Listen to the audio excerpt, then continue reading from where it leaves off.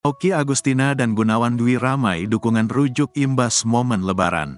Warganet mendadak ramai menyuarakan agar Okky Agustina dan Gunawan Dwi Cahyo rujuk lagi. Penyebabnya dari momen Lebaran Okky Agustina dan Gunawan Dwi Cahyo bersama anak mereka, Miro. Dalam video yang diunggah Okky Agustina, ia membagikan kebersamaannya dengan mantan suaminya tersebut.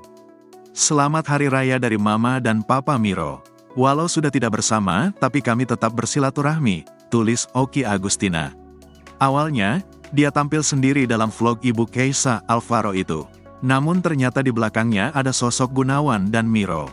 Mereka pun mengucapkan selamat Lebaran. Postingan ini ramai komentar warganet yang berharap keduanya rujuk.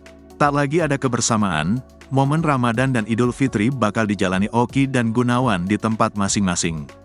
Meski tanpa Okky, Gunawan berencana untuk tetap mudik sendirian ke daerah kelahirannya, Jepara, Jawa Tengah.